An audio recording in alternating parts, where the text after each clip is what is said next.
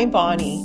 Welcome to Tarot with Bonnie and Peter, where we take the mystery out of the tarot and help you bring this ancient practice into everyday life. In this podcast, we'll talk about life, tarot, and everything in between. So grab your tarot deck, get comfortable, and start your journey to tarot with Bonnie and Peter.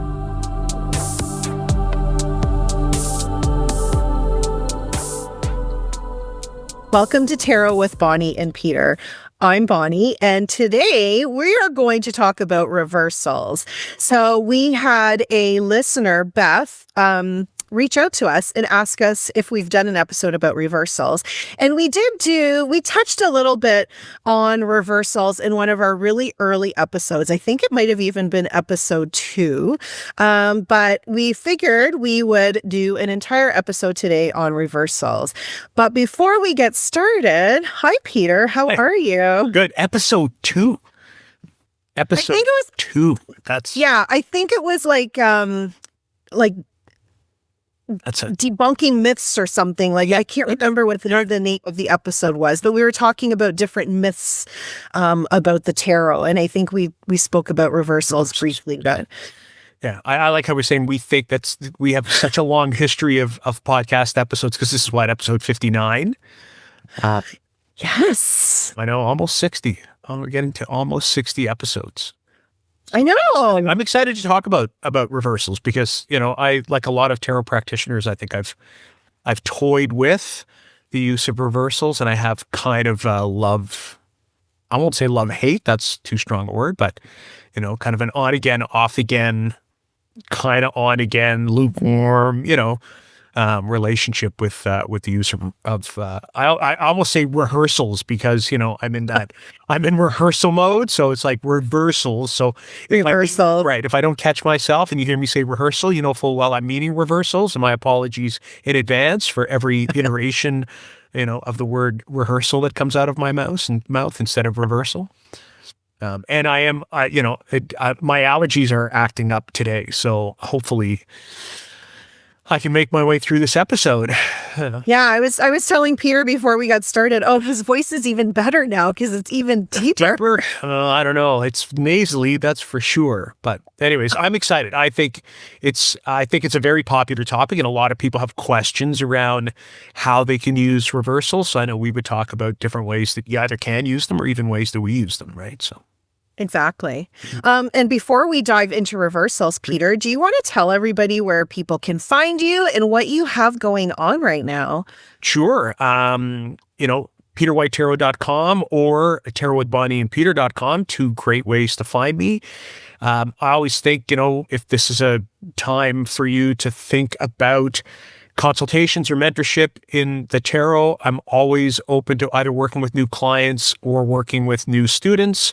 And then, of course, sign up for my newsletter, because I just completed, I'll say, a rare blog post, which should be up within the next day or 2, might actually be up before we put this episode, where I talk about a new deck that I bought that really, really resonated with me. As a matter of fact, I'll use it today when we do our 1-card draw. And, just a little bit of a deck review and maybe an overview of the energies I see in the card. And I do like writing. I just don't do it very often. So from time to time, a blog post. So by all means, that will be on my website at peterwhitetarot.com underneath the blog menu item, but you'll also get updated on that if you sign up for my newsletter. So there you go. How about you, Bonnie? Do you want to give people an update on either what you've got going on or coming up? Yeah, so I'm actually part of a collaboration. So this is an in-person collaboration that will be happening just outside of Tottenham, Ontario. So if you're in the area, we would love to have you. It's a half-day retreat, and it's actually, funnily enough, it's called the Empress Experience. And it'll be a really great day. So if you're interested in checking that out, you can find that on my website at breathewithbonnie.com. And I have a newsletter as well. So if you want to sign up to the newsletter, you'll always be up to date on any events, classes, workshops that I have coming up. And as well, too, if you are interested in mentorship, I offer mentorship for people wanting to learn the tarot and really discovering yourself while you learn the tarot. So lots for you to check out between myself and Peter. And yeah, also you can find that out as well on tarotwithbonnieandpeter.com. Great. Excellent. Thank you for sharing. That's a lot. You got a lot of stuff going on. I love that sound, the Empress experience. One of my favorite tarot cards, the Empress. I pulled the Empress this morning for my own personal reading. Yeah. And I was like, oh, the Empress, I love her. She's often the card that, because we've talked about this before, right? What card do we use when we want to pick a deck? And she is often the card that, I will go to when, one of many, but it's often the Empress where, I'll go and take a look for that card. So. You know what? Yes, I love that. And we should do an episode talking about the cards that help us pick a deck. Because there are those cards that you're like, this deck is make or break for me. Yep. If I don't like this card or if I love this card, I'll buy the deck. And we already know some of the cards that you and I use for that. So that would be a great episode. The other thing as well, right, as Bonnie had mentioned, this is an episode that came from a request from one of our listeners. So if you have a topic that you would like us to talk about on a future episode, please, by all means, let us know. Let us know in the feedback section on our website at tarotwithbonnieandpeter.com. Put it in the comments section in whatever platform you happen to be listening on. We are happy to hear from you. Again, we're happy to talk tarot in any capacity we can, but why not touch on some topics that you'd like to hear about? So should we get into it? Let's get into reversals. Okay, to reverse or not to reverse? This is the question, right? Yeah. The question. So I'm just going to briefly, so for any newbies that we have out there, just so you understand when we talk about a reversal, what we mean. Mm-hmm. So it's probably exactly what it sounds like. It's when you're working with the tarot and you turn a card over to interpret it and the card shows up in an upside down position. So that's when people talk about reversals in tarot, that's what they mean. You're kind of working with a deck and you've got cards in an upright position, and depending on how you mix them, you could have cards in a reversal position. So when we talk reversals, that's where we're coming at. So sorry, I didn't mean to interrupt. But. No, that's perfect because people will have questions about what does it mean to pull a reversal, right?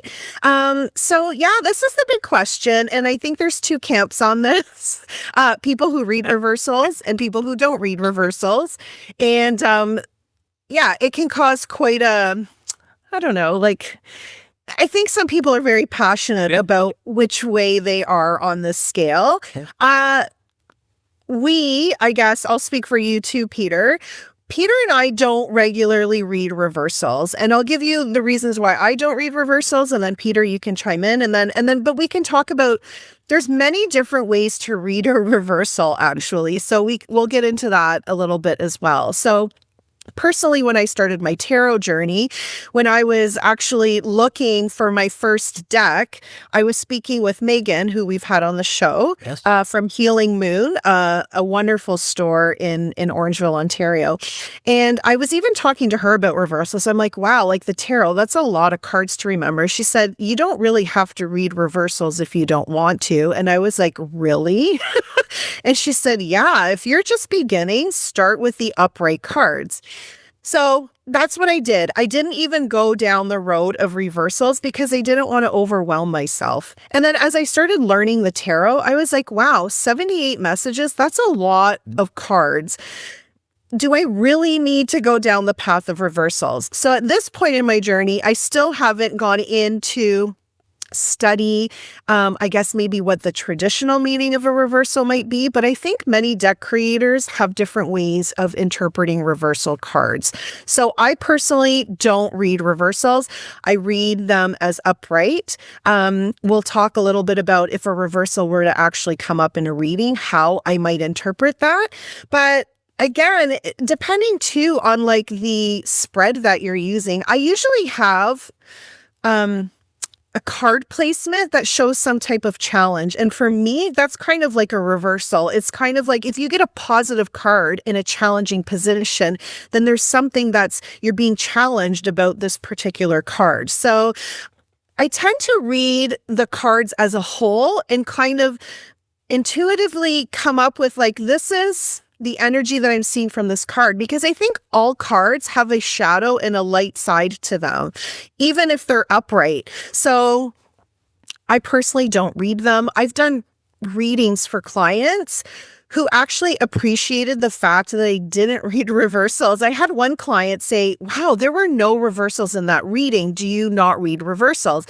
And I said, no, as a practice, I don't intentionally put cards, like shuffle them to be upside down so that some will come out as reverse. She's like, I'm so happy that you did that, because when I see reversals in a reading, it makes me like kind of anxious because I don't want to see a card reverse. So even from a client perspective, sometimes when they see a reversal, they automatically are like, oh my God, is that bad because it's upside down?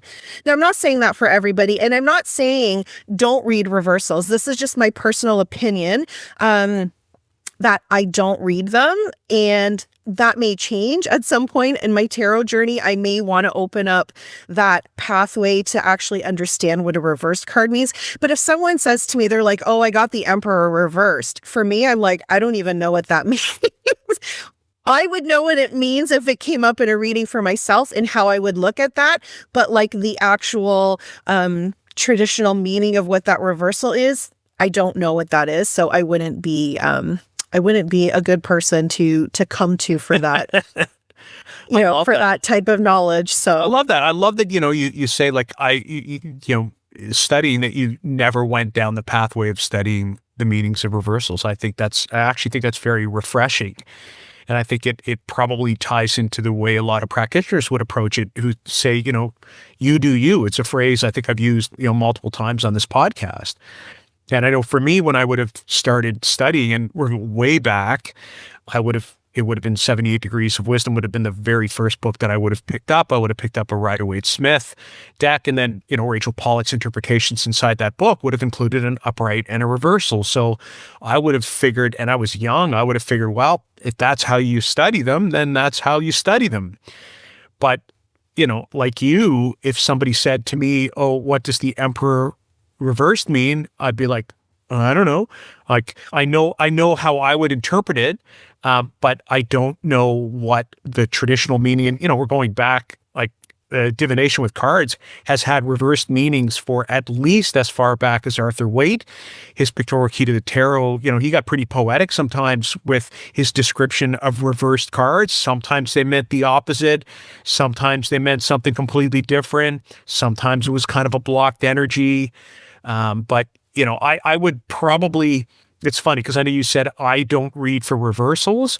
I would rephrase that in my practice. I don't set myself up for reversals. So I reset my deck all the time. I always make sure at the start of every client session, at the start of my own practice, when I'm drawing my own cards, every card is upright, and I actually go through my deck to make sure that every card is upright. Because, sometimes if I'm taking a picture for an Instagram post, or I'm prepping for a course and I'm using my deck and a card flips around, I want them all upright. But I recognize that there are times, clumsy hands, the way I happen to have shuffled, because I do shuffle both, kind of with a hand shuffle and with a bridge. If I'm not thinking, sometimes, I just flip the cards around, bridge, and then all of a sudden, I've got almost half the deck in reversals. And if they show up, then I will read them. But like you said, I'm not in the traditional way, not in, there's one meaning for the upright card and there's one meaning for the reversal cards. I would look more at the reversals as, well, this is what the card means, and then this is the condition in which the card is in, or the energy or the meaning of the card is in when it's reversed. So, I don't know if it's probably a subtle difference. But and I would have gone through a period where I would have worked with reversals. There would have been a time where I would have been, if I actually wrote a blog post about it, I don't know when, it would have been years ago, that my daughter was in her early teens and I was doing some tarot work at home. And she told me, this card came out. She goes, Dad, I think it was the Knight of Swords. And she's like, can we not just, if we don't like the way it is upside down, can we not just turn it around? And I'm like, well, yeah, of course. That's Genius. right. Genius. I mean, obviously, it inspired me to write a blog post. I think it was like 2009, 2010. And then, I kind of have gone on again, off again, working with reversals. So that's kind of my, connection to reversals as well. Sorry, go ahead. No, please, you go. Yeah, I was just going to say this conversation is really about different perspectives. Yeah. If reversals appeal to you and you're at a part in your practice where you really want to explore that and have that as part of how you read and interpret tarot, I think that's amazing. And if you have the capacity to do that, absolutely. Yeah. But I think it's about choice. If reversals are like, oh my gosh, that's too overwhelming for me, like I don't want to go down that road, or if having to memorize, right, like 156 cards, is that right? Am I doing the math right? 156 is daunting, and that's preventing you from picking up a tarot deck and learning it or playing around with it. Don't let that deter you. Just start with the upright meanings, and then you'll know if you want to go down the route of reversals or not, right? So I think this is just really about choice and what works for you. If you love reading reversals, yep, that's amazing. But this is just showing you that not everybody reads them, and not every guidebook comes with the reversed meaning. And I'm noticing that more and more now with a lot of the decks that come out, is a lot of the guidebook, not a lot of them, I mean, some of them don't even have a reversed meaning in them. So that's also interesting. Or they use the language what we talk about. I can think of one in particular. I think of the original guidebook for Joanna Powell Colbert's The Guide Tarot, which had an upright side, and then it had what it called the shadow side as well. So it talked about a meaning that was, more shadow than the original upright. But I think it probably covered interpretations in some of the ways that, we're about to talk about, where it isn't necessarily that it's a different meaning. It's an attribute or a condition that gets applied to the meaning itself. So, by that, it's like, okay, well, I'm going to describe this card as X, or for those of you that are linked to astrology, in the same way, well, what happens to a planet when it appears to be retrograde? When we talk about Mercury retrograde, we don't all of a sudden change what Mercury means. We change the condition that the Mercury energy applies to. And this is where people say, oh my goodness, Mercury retrograde, we had technology problems and communication issues. Well, technology and communication are all Mercury things. What the retrograde does is it kind of throws a wrench into things, and it says, you know what? Communication is just going to be a little bit more difficult, or there are going to be some obstacles to your communication, or it might be a little backwards, but, or it might come through in the end, but it won't quite follow the pathway that you think it's going to follow. To me, those would be how I would attribute reversals to a card, almost in the same way an astrologer would attribute a retrograde to planetary motion. So, yeah, that's interesting. And I like the connection that you've made between that. And it actually just made me think of something and maybe think of a way to look at a tarot card in reverse of maybe like a delay or something, correct, right? Like, yep, maybe this is like coming, but it hasn't happened yet, or something, right? You mentioned that. It's so funny because I, having worked with the tarot for a long time, I was trying to think as we were talking about doing this episode, and I'm trying to think, well, in what different ways have I worked with reversals other than, it being kind of a different meaning? And I think it was James Wells, actually, who I had my kind of first professional tarot reading with, and Kelly had bought it for me for a birthday. I don't want to say when. It was it was a long time ago, but it would have been 2008, I think. And I remember James was the first practitioner I had heard of who talked about the idea of a reversal representing an obstacle or a block of that energy. Mm. And I that was something I took into my own practice for a little while, but then, I thought, and I think we've talked about this before, sometimes it's a level of uncertainty. It's like, okay, well, I have, the card represents this, but it's presenting itself as kind of an uncertain energy. Maybe it's, I'm not sure about the steps to take forward to manifest what this happens to be. I think of that might represent the magician. Let's say we talk about the idea of manifestation. So, the magician upright's a very strong card, right? It's a let's get it. I was about to say a non-podcast word, but let's get it done, right? That's what the magician is all about. You have the tools, get it done. The magician reverse could be, you know what? Do I have the tools? Do I have the ability in the wheel to get it done? I'm not so sure. There'd be a confidence to the upright magician. There might be a self-doubt to the reversed magician. And you don't need to learn 78 more meanings to be able to attribute that meaning to a reversed card. So, yeah, I love that. And thank you for explaining that, Peter. I agree. And that's what I look at the card as a whole. You know what I mean? Like I'll take all of that into account. But if the card were to come reversed, I would definitely see that as something that is stuck or blocked. And Sasha Graham talks about this as well. So, and you could even do this intentionally, right? It'd be like, show me what is blocked right now and intentionally pull the card reversed and then see like, okay, and let's talk about the magician, right? If the magician card showed up for you in a reverse position and we're looking at that as blocked or stuck energy, it could be like, maybe I don't believe that I have the power to make this happen, right? Like that could be a block. Or I keep looking for other people to validate what it is that I want to do. The magician stands on their own. They're like, I'm going to make this happen. So it's like, let's take that and turn it upside down and be like, okay, let's take this blocked energy and move it.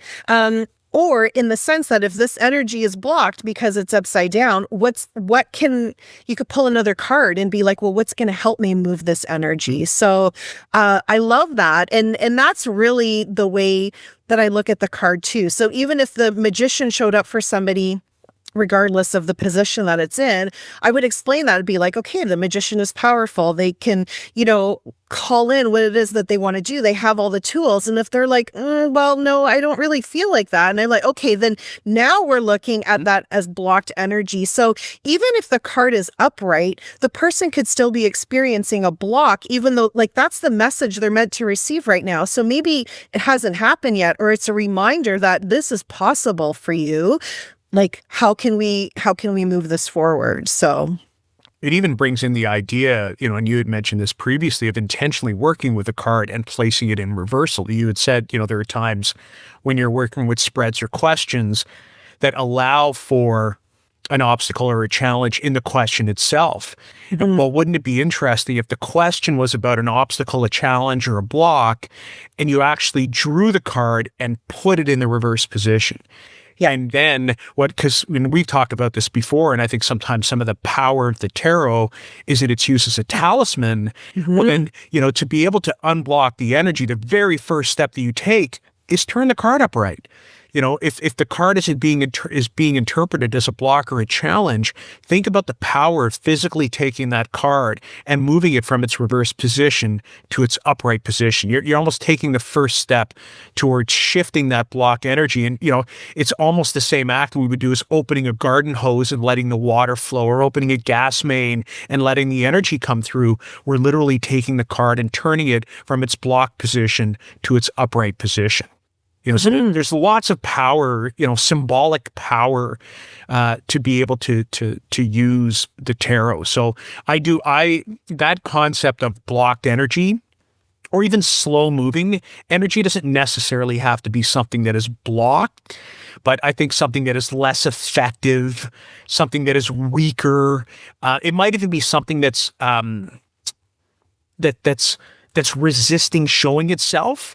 That kind of energy to me sits really well inside that reversal. People who work with timing, the tarot and timing, that sometimes, a slow or a delayed start to something is also an interesting way to work with reversed cards too. So I don't know. I think there's so many ways to be able to add layers to your interpretation without having to study another meaning to the cards. I don't know. That's just me.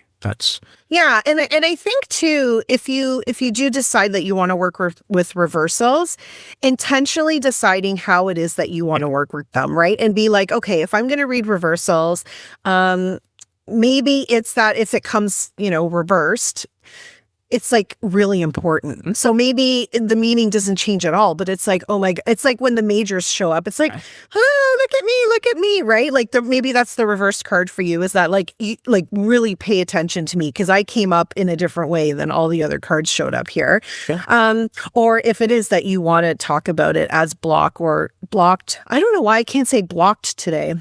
So I or stuck at it. Yeah, you know, rehearsals and reverse. I haven't said it yet, but yeah. Exactly. Yeah.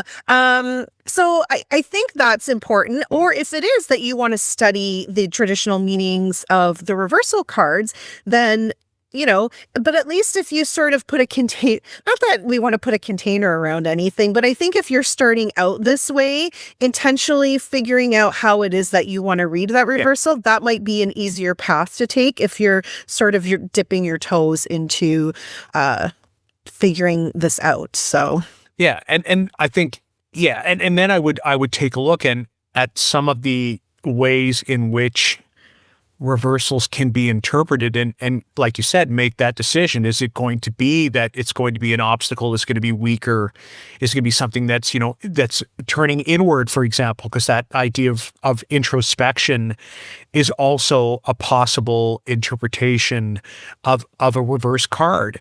I had mentioned, as we were kind of talking briefly before we hit the record button, sometimes that idea of unexpected or unconventional can be, kind of links to what you had just said. When a reverse card is like, hey, look at me, it might also be that the reverse card, shows itself in a way that we wouldn't necessarily expect it to show itself in, that it, and it could be one of those things that that is retrospective as opposed to introspective, where it's like, that was what the tower was. I was expecting this, and instead, this is how it showed itself. The tower might be a bad example because that's literally something unexpected. But that concept of an unexpected pathway from the card itself can sometimes be how those reversals. But I love that idea because I always say the major arcana shows up. Hey, hi, hello, pay attention to me. Yeah, and that's where I'll interpret a reversal if I'm doing work for myself or a client, and a card shows up reverse, and I'm like, because I always, like when I shuffle a deck, I always check the orientation. I look at the bottom card, and the reason I sometimes look at the bottom card is so I know the orientation of the deck. I interpret the bottom card when I work with clients, but it's also a check for me to be like, the orientation of the bottom card for me is the orientation of the deck, and that's kind of how I flip cards. So if the card is reversed after I've checked the deck's orientation with that bottom card, I know it was intended to come out that way. Does that make sense at all? Yeah, I do the same thing. I'm like, which way are these cards facing? And some decks, you can tell if it's upright or not because the backs only have one way, right? Yeah. Like if we look at, this is the Everyday Witch Tarot by Deborah Blake, and the art is, I think, by Elizabeth Alba. If it was coming up upside down, you would know because the image is upside down from the back of the card. So you'll notice that too when you're buying tarot cards. Some of the backs look the same if they're upside down or right side up, and that's to make it easier to read reversal so that you already don't know what's going to be coming up as reversed. So I don't know if that makes any sense what I just said. It makes perfect sense to me, and it just reminded me, I'm like, working with reversals isn't that important to me. However, one of the biggest turnoffs for me when I buy a deck is a deck that isn't uniform on the backside. On a deck where, like you showing me that Everyday Witch, it is, I don't think it was on my list to buy anyways. It is now not anywhere, because I think every deck I have, the one I was talking about, the Winter Season Tarot, look at the back, right? Oh, I'm going to tell you one that doesn't have that. Look at the back, right? Sad. Oh, am I going to be sad? Yeah. Go ahead. The Guy in Tarot. Oh, the Guyan Tarot is totally the original is. Okay, not the updated version. Here's the back. Oh yeah, okay. Maybe this one is the same. Let me check. This is Peter's favorite deck. I know. I can't tell. Look, you can't tell with this one. See, I was gonna say. So that's the. Look, see. For those of you that are here, right? Leaf. Okay. Upside down. Okay, this one. You know, you scared me. And that's what Joanna Powell Colbert said. Oh, Colbert said. I was she was doing a workshop, and I was attending the workshop, and that's what she said. She's like, you can't please everybody with the backs of the cards. Oh. So yeah, that doesn't bother me that it's not reversible, but to some people that would make a difference. So yeah, it would probably disappoint me if I noticed it afterwards, because it would be the kind of, I guess I expect all tarot cards to be neutral at the back, that you can't tell whether they're upside down or not. That's interesting, and probably because I would have worked with reversals, you know, very early on, and probably for quite some time while I was studying the tarot. Here we go. We digress. We digress. We do this. We do this. But those are things to keep in mind. I loved how you talked about, you know, the intentionality of working with reversal. So determine first how you're going to mix the cards, because really shuffling the cards so that some cards show up in an upright position and some cards show up in a reversed position, it requires intention, right? By having all your cards in a particular way and just shuffling them as a regular shuffle means that the cards that are upright are always going to be upright, and the cards that are reversed are always going to be reversed. So, you know, you're going to have to think about, well, how am I going to mix the cards up so that there's a randomization of upright and reversed cards? So that's something to think about. And then I think you'd have to keep switching them, right? Because I think about that too. I'm like, oh, and I'm just randomly throwing out, like, I pulled death reversed. Right. Now death is always going to be reversed. How I put it back, I mean, it wouldn't be, because I think if you read reversals, I would imagine you would be constantly shuffling them up. So, right? Mm-hmm. I don't know. But anyway, and I don't like them when they're upside down. It's just a personal thing. And that's the beauty of tarot. Yeah. It's personal. Yeah. It's all what, you know, if you like them, you know, jumbled up and upside down and right side up, that's great. But if you don't have to do that. So yeah, but I still do think that intention piece is important, right? Because it is a tool that we approach, that we come to with intention. So, you know, we always think, well, why am I reading it today? What kind of insight and guidance do I want today? But even something as simple as, you know, do I want reversals? How am I going to create? If I want them, how am I going to mix my deck up? How am I going to create chaos and randomness inside my deck so that it includes that? And then, well, how am I going to set my deck? What system am I going to use? Am I going to look at the bottom card? Am I going to flip the top card? Am I going to flip the deck, you know, like, so that the first card, however it shows up, you know, is reversed or upright, and then I adjust the rest of the deck?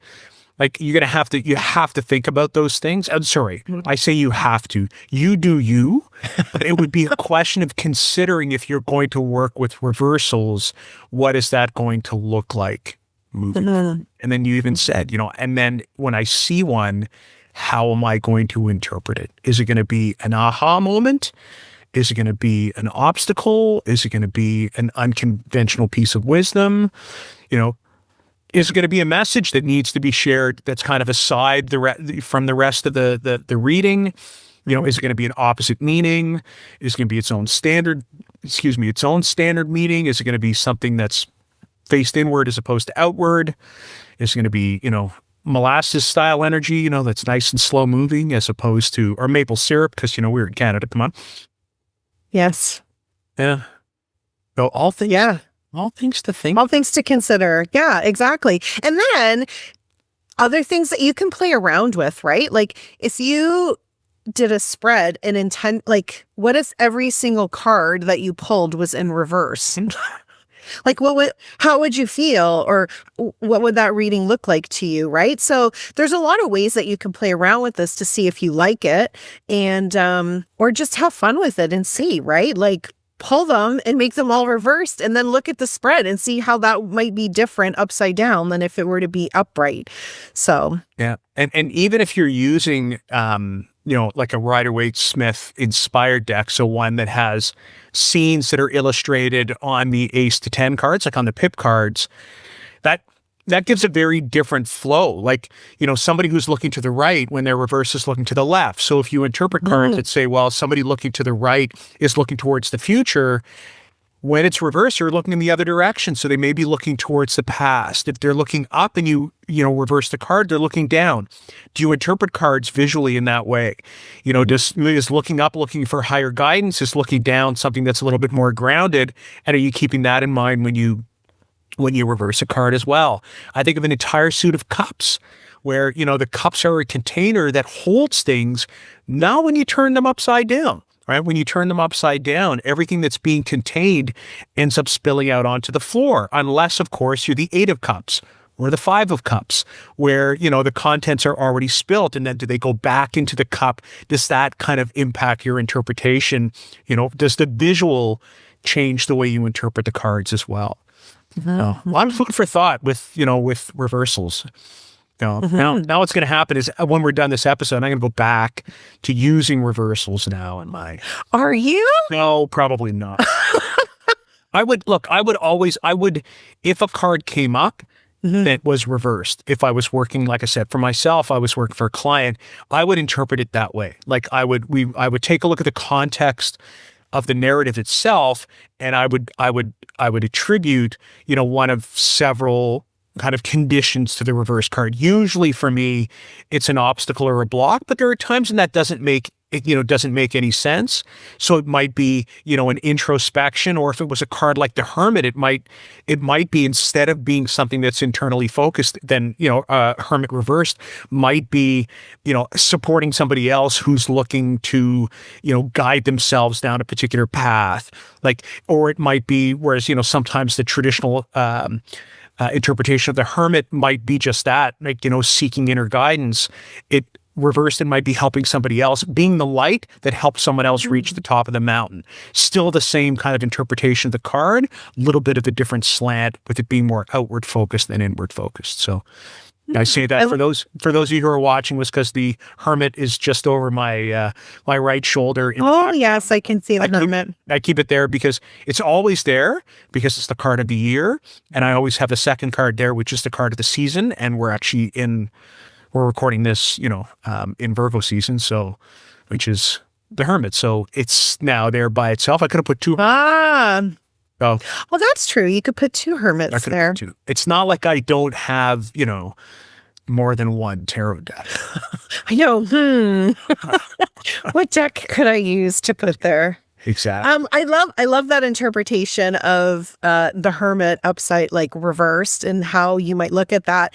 If I were to see the Hermit reversed, I would see that as like resisting time alone, right? Like if we think about what the message of the Hermit is, it's really about taking that time for introspection.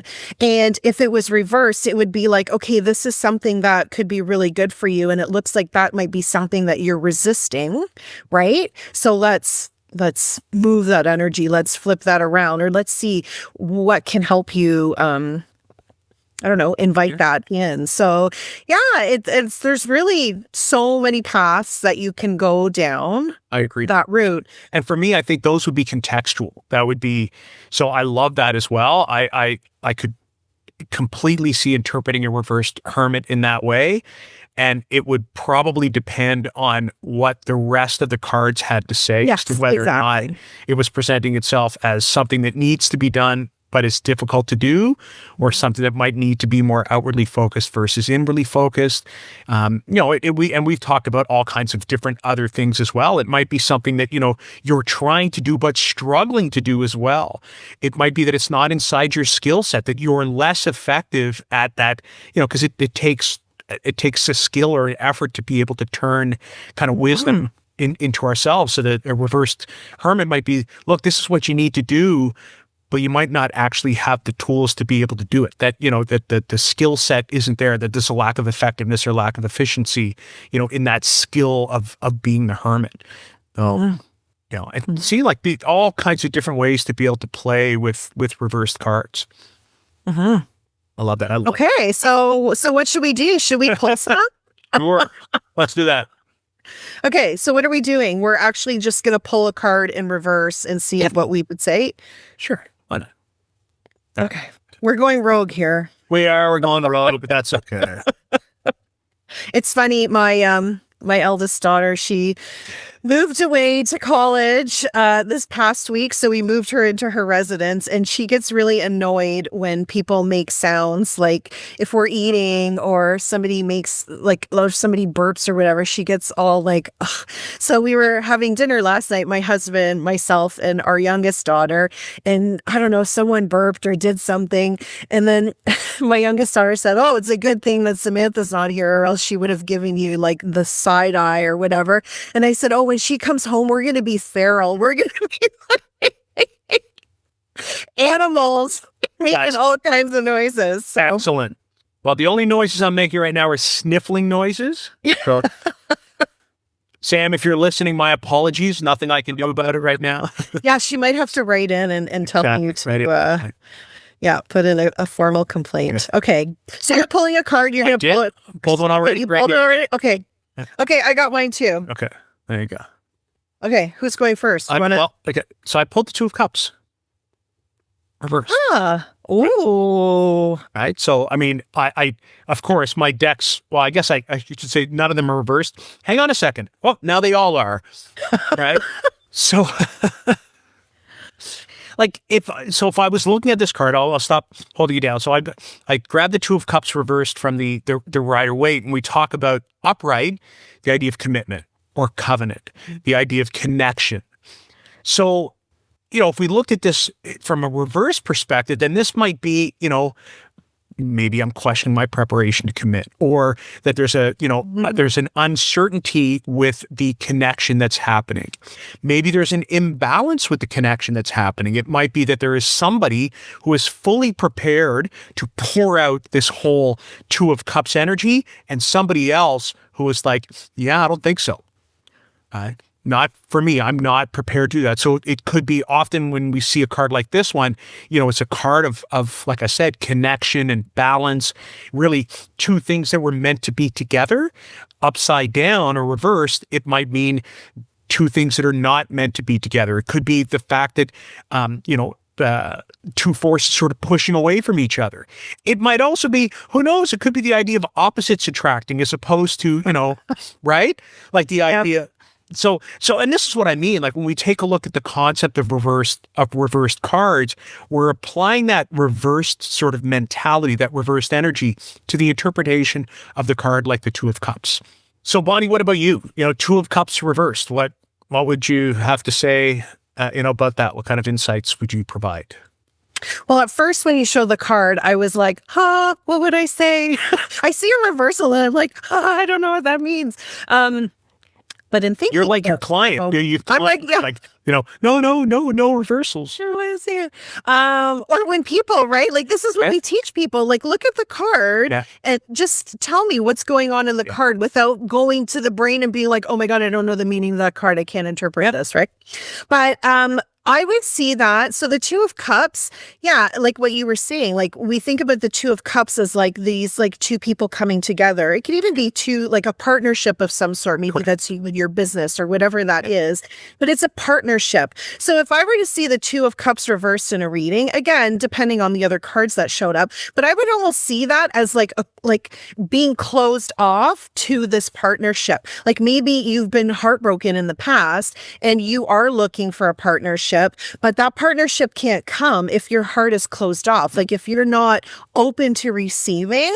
So I would see that as some type of block in the heart area, being like, maybe I do want this partnership, but I'm not sort of subconsciously, I'm not allowing that in because I'm somehow blocked from that. So yeah, that's great. I love that. Yeah. There you go. So, okay. And to anybody else, right? Two of Cups reversed. Please, by all means, share your interpretations. What kind of things would you do or add, or what lens might you look at the Two of Cups reversed through? We'd love to hear in the comments below. All right. Oh, we're going to get people reversed being like, you were so wrong. What does Totally that fine. mean? Which is in some ways kind of ironic with the reversed card, right? The idea of wrong or, Yes, exactly. What did you draw? I don't know. Okay, ready? Okay. Okay. All right. Oh my gosh. Okay. Oh, Did you draw the Two of Cups reversed? the Three of Three on Cups. Okay. Isn't that funny? You got the Two of Cups and I got the Three of That's Cups. interesting. Okay, so I'm using the I'm sticking with the Everyday Tarot. So it has three women holding up a cup, very similar to the Rider-Waite-Smith interpretation. It looks like, well, upside down. I don't know what it looks like. Okay, I'm going to look at the card now instead of looking at it from the computer. Okay, so I'm getting something from this. If I look at it upside down, I'm normally not drawn to the feet, but because I'm looking at the feet, because it's at the top of the card now, right? Like the feet are in water, and this is supposed to be like, so I love the Three of Cups. I'm sure everybody loves the Three of Cups. It's, coming together, celebrating each other, being around people who you love and cherish, and you're together celebrating each other, right? Like for the sake of love and friendship, family, whatever that may be. And so it looks like, because their feet are in the water and it's upside down, it's like it's stuck. Like, okay, okay, I'm going with stuck energy again here, but it's like you are not maybe giving yourself permission to have these experiences with people who, like, your people, right? Like your tribe. Like, go out and find your people and enjoy yourself. So this could be like you're maybe not giving yourself permission, or maybe you're just not doing that at all right now. So if it's upside down, it's like you can't go anywhere because your feet are stuck in the water. I don't know if that makes sense, but it's like, yeah. And then if you had something in the cup, it would be coming out, right? So it's like a missed opportunity because I would imagine you're being guided to go out and do this and celebrate, but you're not because you can't move. I don't know if that makes any sense. And I'm sure somebody else will, well, we've invited people to comment. So if you've got something different. What would you say, Peter? So, I mean, it's same, right? I always think Three of Cups is it's joy, it's celebration, particularly with our people. It's often portrayed as, the girls' night out kind of thing. And so I would see it as that idea of being a little bit weaker, a little bit less effective. So I wouldn't take away the interpretation. So, think about it as it is that event that's kind of meh. Like it should have been. It's almost like on the Three of Cups. Like it's like the ball that I'm poo-pooing on the reverse Three of Cups. So it's sort of like where the outcome doesn't weigh against the anticipation. Where it's like, I've got the build up. We're going to the party of the year. And then it's the outcome where it's like, well, how was it? Yeah, was it? Wah, that's right. Wah, wah, wah. So even three little. Oh yeah. Wah, wah, wah. That's the Three of Cups. Would be, yeah. Look, I did it. Was fine. It was fine. And that's not what we expect with the Three of Cups. Three of Cups should be fireworks. Should be wow. And there's no wow. Gotcha. With the reverse Three of Cups. That's one of the ways that I would take a look at it. So, see, two very different interpretations of a reversal. So that's interesting. So, yeah. Well, like I said, I hope that we hear from other people with your interpretations. But I hope we've given you a lot of food for thought as far as reversals go.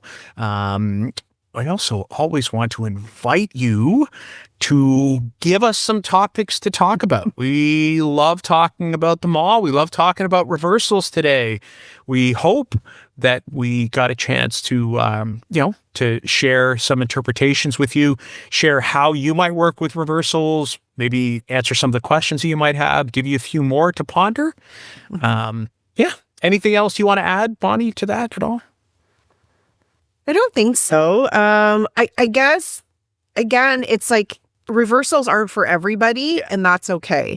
And if you love reversals, that's awesome. And if you don't, then that's awesome too, right? You ultimately get to choose. I think when people put really hard and fast rules on tarot that it has to be done this way, that can really rub people the wrong way. And I would never be one to say, no, you can't do it that way. It has to be this way.